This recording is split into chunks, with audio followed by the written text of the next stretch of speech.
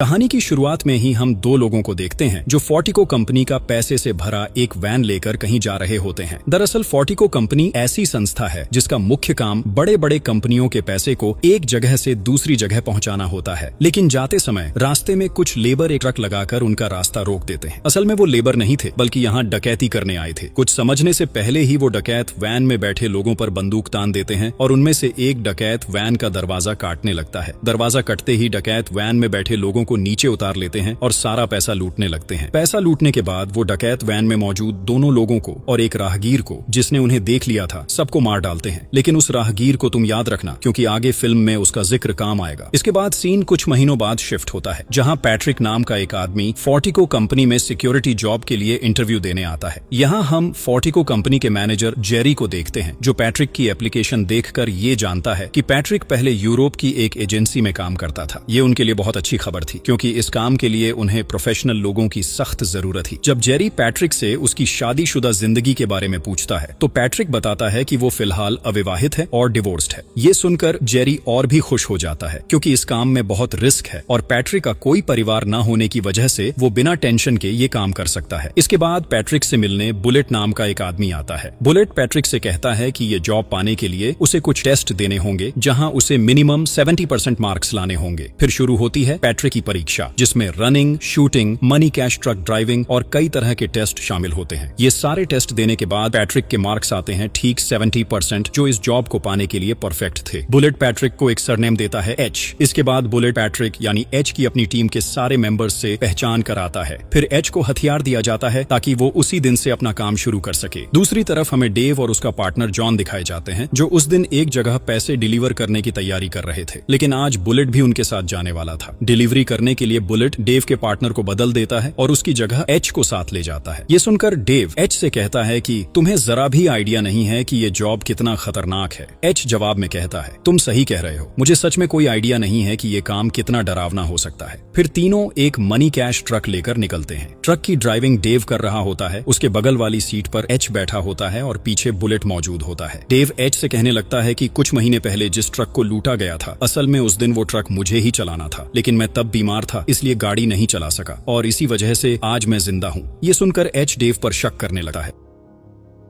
इसके बाद एच और बुलेट एक बिल्डिंग में एंटर करते हैं और अपना काम पूरा करने के बाद सुरक्षित ऑफिस वापस लौट आते हैं। वहां उनके ट्रक का पूरा चेकअप किया जाता है, क्योंकि कंपनी का सिक्योरिटी सिस्टम बहुत टाइट था। उसके बाद बुलेट एच समेत अपनी पूरी टीम को लेकर एक रूम में जाता है। उस रूम में सब काम खत्म करने के बाद थोड़ा मस्ती मजाक किया करते थे। उस रूम में घुसने से पहले सभी को अपने ID कार्ड पंच करने पड़ते थे और फिर पास वाले बोर्ड पर कार्ड टांगना होता था। एक एक करके सब अंदर जाते हैं और तभी बुलेट एच को भी अंदर आने के लिए कहता है। एच अपना ID कार्ड रखने के बहाने उस बोर्ड पर टंगे सारे ID कार्ड्स को बहुत ध्यान से देखने लगता है। वो उन कार्ड्स को ऐसे देख रहा था जैसे किसी खास शख्स को ढूंढ रहा हो। इसके बाद सीन उस रूम के अंदर दिखाया जाता है, जहां सब लोग एच के बारे में बातें कर रहे थे। वहां मौजूद कुछ एम्प्लॉय जॉन को चिढ़ाने लगते हैं, ये कहकर कि एच तो अभी नया आया है और उसने तेरी जगह ले ली है। असल में जॉन डेव का पुराना पार्टनर था। ये सुनकर जॉन एच से कई बातें करने की कोशिश करता है, लेकिन एच उसकी बातों को पूरी तरह इग्नोर कर देता है और उसे वहां से चले जाने को कहता है। इस वजह से जॉन बहुत ज्यादा मायूस और उदास हो जाता है। अगले दिन की एक डिलीवरी में दिखाया जाता है कि उस दिन भी वही तीन लोग एक मनी कैश ट्रक लेकर पैसे डिलीवर करने निकलते हैं। शहर के एक इलाके में जाकर ट्रक रुकता है। वहां बुलेट अकेले ही कुछ बोरों में भरे पैसे लेकर डिलीवरी करने चला जाता है। काफी देर बीत जाने के बाद भी जब बुलेट वापस नहीं आता तो डेव वॉकी टॉकी से उससे कांटेक्ट करने की कोशिश करता है, लेकिन वहां से कोई जवाब नहीं मिलता। कुछ देर बाद अचानक वॉकी टॉकी से हेल्प की आवाज सुनाई देती है। तभी उन्हें एहसास होता है कि बुलेट का किडनैप हो गया है। किडनैपर साफ कह देते हैं कि बुलेट को छोड़ने के बदले उन्हें ट्रक में रखा सारा पैसा चाहिए, वरना वो बुलेट को मार डालेंगे। ये सुनकर डेव पूरी तरह घबरा जाता है। डेव बुलेट से कहता है कि कंपनी के प्रोटोकॉल के हिसाब से हमें यहाँ से तुरंत चले जाना चाहिए, लेकिन एच उसकी बात मानता नहीं। वो बोलता है कि हमें बुलेट को बचाना चाहिए, क्योंकि वो हमारा साथी है। तुम जाकर निकल जाओ, मैं अकेले बुलेट को बचा कर लाऊंगा। कोई और रास्ता न देखकर डेव हिचकते हुए भी बुलेट को बचाने के लिए राजी हो जाता है। उसके बाद दोनों उस डकैतों द्वारा बताई गई एक निश्चित लोकेशन लोकेशन पर पहुंचते हैं। वहां डकैतों ने उनके ट्रक के सामने और पीछे गाड़ियां लगा दी होती हैं। सामने वाली गाड़ी से एक डकैत निकलता है, बुलेट को बंदूक के नीचे पकड़े हुए ले आता है और ट्रक में बैठे लोगों से कहता है कि कोई भी चालाकी करने की कोशिश मत करो। फिर वे आदेश देते हैं कि ट्रक की पीछे वाली दरवाजा खोलो और सारा पैसा जल्दी से हमारी गाड़ी के पीछे रख दो। एच एक एक करके सारे बस्ते उस गाड़ी के पीछे डेक पर रखना शुरू करता है, पर वो जानबूझकर एक बस्ता नीचे गिरा देता है। इसके लिए गाड़ी में मौजूद आदमी एच पर चिल्लाता है। इस मौके पर एच बस्ता गिराने का नाटक करता है और एक गोली चलाकर उस डकैत को मार देता है। फिर एच एक एक करके सभी डकैतों को हेडशॉट देकर मार देता है। वो इतना प्रोफेशनल था कि एक भी गोली मिस नहीं होती। आखिरी डकैत को मारने से पहले एच कहता है, बोलो तुम लोग किसके लिए काम कर रहे हो। जब वे जवाब देने से इनकार करते हैं तो डेव उसे यही मार देता है। इस सीन से पता चलता है कि एच कितना खतरनाक है। उसके बाद एच एक एक करके सभी मरे हुए डकैतों के मुखौटे उतारता है, लेकिन उसे वो शख्स नहीं मिलता जिसे वह असल में ढूंढ रहा था। क्योंकि एच ने डकैतों को इतनी सटीकता से मारा था, इसलिए दो पुलिस वाले एच के पास जांच के लिए आते हैं। वे एच से पूछते हैं कि जब तुम ट्रेनिंग कर रहे थे तो तुम्हारी शूटिंग स्किल औसत थी, अब इतनी बेहतर कैसे हो गई। एच जवाब देता है कि ट्रेनिंग के टाइम मेरी जिंदगी पर कोई रिस्क नहीं था, पर अब है। एक छोटी सी गलती से हमारी तीनों की जिंदगी जा सकती थी, इसलिए मैंने इतने अचूक तरीके से उन्हें मार दिया। इसके बाद वो पुलिस वाले एच को 6 महीने पहले हुई उसी डकैती का फुटेज दिखाते हैं और पूछते हैं कि क्या तुम्हें नहीं लगता कि आज की डकैती का इस पुराने किस्से से कोई कनेक्शन है।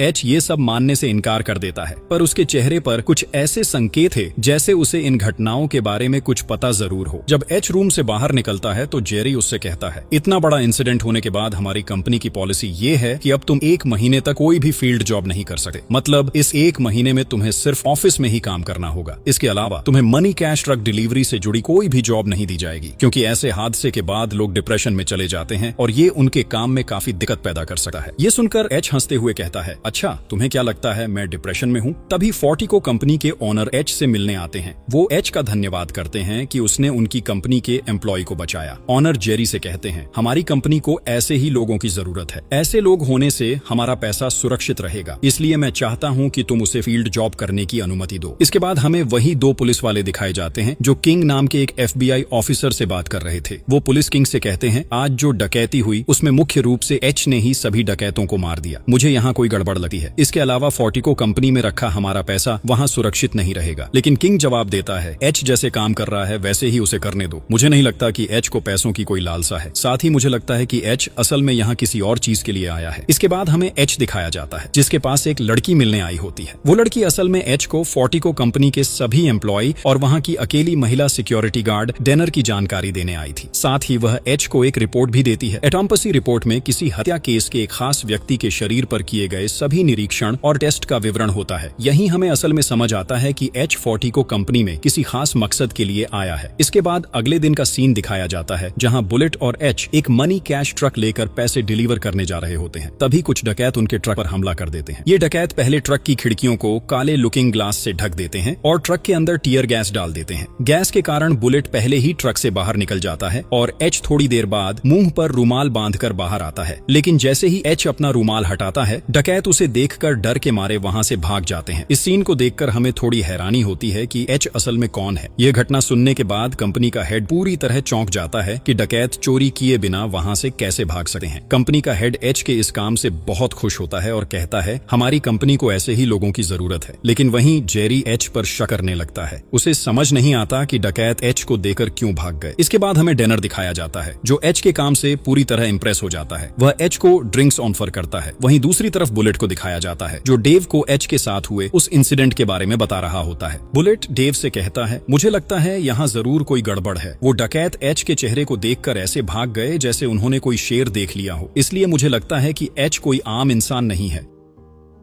इसके बाद हम एच को डेनर के साथ एक रूम में लेटे हुए देखते हैं। डेनर यहाँ सो रहा होता है, लेकिन एच पूरी तरह सतर्क रहता है। कुछ समय बाद एच डेनर को एक कपड़े से बाहर आने के लिए कहता है, लेकिन अचानक एच डेनर को गन पॉइंट पर पकड़कर एक सवाल करता है, तुम्हारे पास इतना पैसा आया, ये कहां से आया? डेनर इस बारे में कुछ नहीं बताना चाहता। तब एच चारों तरफ गोली चलाकर उसे डराता है। डर के मारे डेनर बताता है कि उसने ये पैसा अपने रिटायरमेंट के लिए ऑफिस से चुराया था। साथ ही वो कहता है कि ये उसका पहला और आखिरी ऐसा काम था और वह भविष्य में ऐसा कभी नहीं करेगा। ये सुनकर एच शांत हो जाता है और डेनर को धमकी देता है, आज जो हमारे बीच हुआ अगर किसी को पता चला तो तुम्हें और तुम्हारे परिवार को मार दिया जाएगा। इसके बाद कहानी को समझाने के लिए 5 महीने पहले का सीन दिखाया जाता है। वहाँ हम एच और उसका बेटा डग को देखते हैं जो किसी जगह जा रहे होते हैं। तभी एच को माइक नाम का एक आदमी कॉल करता है। असल में वही माइक था जो पिछले सीन में एच को देखकर भाग गया था। एच असल में माइक की गैंग का मेन बॉस था। माइक फोन करके कहता है कि एक बड़ी प्रॉब्लम हो गई है। एच को फोर्टिको कंपनी के ट्रक का लोकेशन देना होगा क्योंकि जिसे ट्रक का लोकेशन देना था उसकी बाइक एक्सीडेंट हो गई थी और वो वहाँ फंस गया था। एच माइक से कहता है, मैं अभी अपने बेटे के साथ छुट्टी पर हूँ, इसलिए अभी इस तरह का काम मैं नहीं कर सकता। माइक जवाब देता है, ये काम अब तुम्हारे सिवा कोई नहीं कर सकता क्योंकि गैंग के सारे मेंबर्स अलग अलग काम में व्यस्त हैं। तुम्हें ज्यादा कुछ नहीं करना, बस फोर्टिको कंपनी के सामने जाकर ट्रक का दिशा बताना बाएं जा रहा है या दाएं। अब कोई दूसरा रास्ता न देखकर एच अपने बेटे के साथ वहाँ से चला जाता है। फोर्टिको कंपनी के सामने वह अपने बेटे को खाने के लिए कहता है और ट्रक पर नजर रखता है। इसके बाद एच माइक को ट्रक की दिशा बताता है और फोन डिस्कनेक्ट कर देता है। फिर एच अपने बेटे के लिए खाना लाने जाता है और ठीक इसी समय हम फिल्म के शुरुआती सीन को देखते हैं जहाँ वही डकैत ट्रक में बैठे लोगों को मार देते हैं। तभी उस सीन में एच का बेटा डग दिख जाता है जिससे डकैत उसे गाड़ी से उतरने को कहते हैं। इस समय डग अपने पिता को कॉल कर रहा होता है लेकिन एच किसी और से बात कर रहा होता है। कोई विकल्प न देखकर डग गाड़ी से उतर जाता है। ठीक इसी समय एच अपने बेटे के लिए खाना लेकर आता है और तभी डकैत एच की आंखों के सामने डग को गोली मार देते हैं। ये देखकर एच दौड़ता है और उस डकैत की ओर जाता है लेकिन उसी समय किसी ने एच को गोली मार दी और एच जमीन पर गिर जाता है। इस पूरी कहानी को देखकर हमें समझ आता है कि फिल्म के शुरुआती सीन में जब डकैत राहगीरों पर गोली चला रहे थे वो लोग असल में डग और एच थे। एच ने उस डकैत में से किसी एक का चेहरा देख लिया था। इस घटना के लगभग 3 हफ्ते बाद का सीन दिखाया जाता है जहाँ एच अस्पताल में भर्ती होता है। वहाँ के डॉक्टर एच से कहते हैं, तुम्हारे शरीर में कुल 6 गोलियां लगी हैं जिन्हें निकालने के लिए हमें 3 ऑपरेशन करने पड़े। तुम्हारे शरीर से बहुत सारा खून बह चुका था लेकिन सौभाग्य से तुम अभी तक जिंदा हो। इसके बाद हम एच को उसकी पत्नी के साथ एक रूम में बैठा देखते हैं। एच की पत्नी उसे तलाक दे देती है क्योंकि वह मानती है कि उसके बेटे की मौत के लिए एच जिम्मेदार है। एच कुछ भी नहीं कह पाता क्योंकि वह खुद भी बहुत दुखी था। इसी समय से एच अपने बेटे की मौत का बदला लेने की आग में जलने लगता है। इसके बाद हम एजेंट किंग को एच के साथ एक कार में बैठे हुए देखते हैं। असल में एजेंट किंग एच के लिए ही काम करता था। एजेंट किंग एच से कहता है, तुम्हारे बेटे को किसने मारा ये मुझे नहीं पता लेकिन मैंने तुम्हें इस शहर के सारे गुंडों की जानकारी दे दी है, अब इसे तुम अपनी तरह से हैंडल करो। इसके बाद एच अपने गैंग के खास लोगों को बुलाता है। वहाँ किंग एच के बेटे की मौत पर दुख व्यक्त करता है। एच कहता है, मुझे जानना है कि मेरे बेटे को किसने मारा। उसके साथ मौजूद 2 लोग बताते हैं, हम पूरी कोशिश कर रहे हैं उन डकैतों को ढूंढने की लेकिन उनके बारे में कोई जानकारी नहीं मिली। कोई भी नहीं बता पा रहा कि उस दिन की डकैती किसने की थी। एच उनसे कहता है, मुझे लगता है कि तुम लोग उन डकैतों को ढूंढने की कोई कोशिश ही नहीं कर रहे। मुझे नहीं पता कि तुम उन्हें कैसे पकड़ोगे लेकिन मुझे उनके बारे में सारी जानकारी तुरंत चाहिए। इसके बाद एच के लोग एक एक करके इलाके के सारे डकैतों को खोजने लगते हैं। उनमें से एक को एच के ठिकाने पर लाया जाता है और उसे टॉर्चर किया जाता है लेकिन वह डकैतों के बारे में कुछ भी नहीं बताता। कोई और रास्ता न देखकर एच के लोग उसकी पत्नी को ले आते हैं। इससे दबाव पड़ते ही वह एच को जैक्सन ब्रदर नाम के एक गैंग के बारे में बताता है जो उस दिन उस बड़ी डकैती को अंजाम दे रहा था। ये सुनकर एच उस गैंग को पकड़ने के लिए निकल पड़ता है और उस गैंग के हर मेंबर को मारना शुरू कर देता है। पैट्रिक अपने बेटे की मौत का बदला लेने के लिए पूरी तरह बेकाबू हो जाता है। इन घटनाओं की वजह से माइक काफी चिंतित हो जाता है क्योंकि पैट्रिक के बेटे के बदले की आग में बिजनेस पूरी तरह ध्वस्त होने वाला था। इसके कारण माइक पैट्रिक को कुछ दिन ब्रेक लेने के लिए कहता है। पैट्रिक स्थिति को समझते हुए माइक से कहता है, ठीक है, मैं कुछ दिनों के लिए ब्रेक लेने लंदन जा रहा हूँ। जब तक मैं वापस नहीं आता मेरा सारा बिजनेस तुम संभाल लेना। इसके बाद हमें वही लड़की दिखती है जो पैट्रिक को किसी का एटॉम्पसी रिपोर्ट देने आई थी। यह लड़की असल में क्रिस्टी थी। असल में पैट्रिक को शक होने लगता है कि इस डकैत के पीछे फोर्टिको कंपनी की कोई सिक्योरिटी शामिल है। इसलिए पैट्रिक क्रिस्टी से कहता है कि उसके सारे क्रिमिनल रिकॉर्ड मिटा दो और एक पूरी नई पहचान तैयार करो ताकि वह फोर्टिको कंपनी में सिक्योरिटी गार्ड के रूप में ज्वाइन कर सके। इसके बाद हमें दूसरा सीन दिखाया जाता है जहां पैट्रिक फोर्टिको कंपनी में जॉब करने आया होता है। अब इसके आगे की कहानी तो आप सब जानते ही हैं। यहीं हमें पैट्रिक का असली मकसद पता चलता है कि उसने फोर्टिको कंपनी में जॉब क्यों के लिए अप्लाई किया था। साथ ही जो एटॉम्पसी रिपोर्ट क्रिस्टी ने पैट्रिक को दी थी वह किसी और के पास नहीं थी, वह पैट्रिक के बेटे डग की थी। अगले सीन में हमें जैक्सन ब्रदर गैंग के सारे मेंबर दिखाए जाते हैं जो बहुत ही चिंतित नजर आते हैं। असल में वे कई दिन से किसी जगह पर छुपे हुए थे इसलिए अब तक कोई डकैती नहीं कर पाए। इस वजह से उनकी जिंदगी बहुत मुश्किल हो रही थी। जब सभी मेंबर अपने लीडर जैक्सन से फिर से डकैती करने की बात करते हैं तो जैक्सन मना कर देता है। वह कहता है कि कुछ समय पहले उन्होंने कुछ लोगों को मार दिया था इसलिए पुलिस उन्हें खोज रही है। अगर वे अब डकैती करेंगे तो वे खुद भी खतरे में पड़ सकते हैं। ध्यान देने वाली बात यह है कि इस गैंग के सभी मेंबर पहले मिलिट्री में थे, लेकिन अब पैसे के लिए उन्होंने डकैती का रास्ता चुना है। यहीं हम उस आदमी को भी देखते हैं जिसका चेहरा पैट्रिक ने पहले देख लिया था। उस शख्स का नाम है जेन। इसके बाद हम वो डकैती देखते हैं जिसे जीन प्लान कर रहा था। वह चाहता था कि वह उन कंपनियों का पैसा चुराए जिनका मुख्य काम पैसा डिलीवर करना है। तभी उन्हें पता चलता है कि फोर्टिको कंपनी का एक ट्रक जा रहा है जिसमें लगभग $2 मिलियन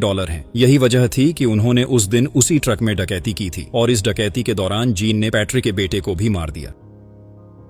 इसके 5 महीने बाद जैक्सन अपने टीम के सभी मेंबरों को एक जगह इकट्ठा करता है और उन्हें नई चोरी की योजना बताता है। जैक्सन कहता है, इस डकैती में हम कंपनी से लगभग $160 मिलियन चुरा सकते हैं। असल में पूरे साल के एक दिन ब्लैक फ्राइडे का त्योहार मनाया जाता है और इसी समय फोर्टिको कंपनी के अंदर करोड़ों डॉलर जमा होते हैं। इसी दौरान कुछ दिन बाद एच और बुलेट किसी जगह से पैसे की डिलीवरी लेकर अपने ऑफिस लौट रहे होते हैं। तब बुलेट एच से कहता है, असल में मैं ये सभी ट्रक की जानकारी जैक्सन ब्रदर ग्रुप तक पहुंचाया करता था। मैं पहले से ही उस ग्रुप का मेंबर था। इसके अलावा मैं कई सालों से इस कंपनी में काम कर रहा हूं और ट्रकों की जानकारी ग्रुप को दे देता था। इसके बदले मुझे कुछ प्रतिशत मिलता था। इसके बाद बुलेट एच से कहता है कि वह उसे इस काम में मदद करे। एच भी मदद करने के लिए तैयार हो जाता है, लेकिन नहीं पता था कि उसने असल में किसके साथ कौन सा बिजनेस डील किया। असल में एच इतना समय इसी कंपनी में इसलिए काम कर रहा था ताकि वह ये सारी जानकारी हासिल कर सके। इसके बाद बुलेट उस मनी ट्रक को लेकर एच के साथ जैक्सन के अड्डे की तरफ निकल जाता है। वहाँ गैंग के डकैत ट्रक के अंदर छिपे रहते हैं। उन डकैतों ने बुलेट प्रूफ जैकेट, हेलमेट और हाथ में हथियार पहन रखे होते हैं। फिर बुलेट उस ट्रक को अपनी कंपनी के अंदर ले जाता है। तभी ट्रक के अंदर छिपे डकैत कंपनी के सभी कर्मचारियों को बंधक बना लेते हैं। वहाँ मौजूद एक कर्मचारी मौके का फायदा उठाकर इमरजेंसी अलार्म बजा देता है, जिससे पुलिस को खबर मिल जाती है कि फोर्टिको कंपनी में डकैती हो रही है। इस अलार्म की वजह से डकैत थोड़े असावधान हो जाते हैं। इस मौके का फायदा उठाकर कंपनी के सुरक्षा गार्ड उन पर गोली चलाने लगते हैं, लेकिन जैक्सन टीम के सभी मेंबर उच्च गुणवत्ता वाले आर्मर पहने होते हैं, इसलिए उन पर कुछ असर नहीं होता। इसके चलते वे आसानी से गोली चलाकर सुरक्षा गार्डों को मार सकते हैं। दूसरी तरफ एक डकैत ने एच को बंधक बना रखा था। एच मौके का फायदा उठाकर उस डकैत को मार देता है और उसकी ही पोशाक पहन लेता है ताकि कोई उसे पहचान न सके। वहीं दूसरी तरफ बुलेट अपनी असली पहचान दिखाते हुए डेनर और डेव को बेरहमी से मार देता है। यहाँ हम देखते हैं कि सिर्फ जीन, बुलेट और जैक्सन डकैत टीम में बचे हैं। जैक्सन पर गोली लगी होती है जिससे वह गंभीर रूप से घायल हो जाता है। इसके बाद जीन एक ट्रक में जैक्सन और बुलेट को लेकर पुलिस की गाड़ी से टकरा देता है और उन्हें गैरेज की तरफ ले जाता है। असल में वहाँ कुछ सुरंगें थीं। जैक्सन को समझ आता है कि जीन उनके पास मौजूद सारे पैसे लेने के लिए उन्हें मार देगा, इसीलिए वह जीन को मारने के लिए बंदूक निकालता है, लेकिन जीन इसे भांप जाता है और जैक्सन का गला काटकर उसे मार देता है। इसके बाद जीन और बुलेट दोनों एटीवी लेकर सुरंग के अंत तक जाते हैं। वहाँ उन्होंने पहले से ही एक कार खड़ी कर रखी होती है। सभी पैसे जीन और बुलेट कार की डिग्गी में रखने लगते हैं। जैसे ही पैसे रखने का काम खत्म होता है, बुलेट जेन को मारने के लिए बंदूक निकालता है, लेकिन बुलेट जेन को मारने से पहले ही जेन बुलेट को मार देता है। इसके बाद जीन जल्दी से उस सुरंग से बाहर निकल जाता है। फिर हम देखते हैं कि जेन अपने घर में नहा धोकर ड्रिंक्स लेने आता है। ठीक इसी समय चोरी किए गए पैसों में से एक फोन की आवाज आती है। असल में यह फोन एच ने जानबूझकर पैसों में छिपा रखा था ताकि वह जेन का लोकेशन ट्रेस कर सके। जब जीन फोन रिसीव करता है तब एच की आवाज वह सुनता है, लेकिन एच पहले से ही अपने कमरे में जीन के लिए इंतजार कर रहा होता है। एच जेन से कहता है, 5 महीने पहले जो लड़के को तुमने मारा था वह मेरा बेटा था। एच जेन को अपने बेटे की पोस्टमार्टम रिपोर्ट दिखाता है। रिपोर्ट में लिखा होता है कि डग की पित्त थैली फट गई थी, जिसके कारण उसकी मौत हुई। अपने बेटे को इस तरह मारने के कारण एच अब जेन की पित्त थैली में गोली मारता है। इससे जेन को बहुत दर्द होता है और वह वहीं मर जाता है। इसके बाद एच वहां से निकल जाता है। जाते समय एच अपनी एजेंट किंग से मिलता है। एच सभी पैसे किंग को दे देता है और उसे अपने सारे सबूत मिटाने के लिए कहता है। वहीं पहले से ही एक कार पैट्रिक के लेने के लिए खड़ी थी। पैट्रिक उस कार में बैठकर वहां से चला जाता है और इसी के साथ मूवी का अंत हो जाता है।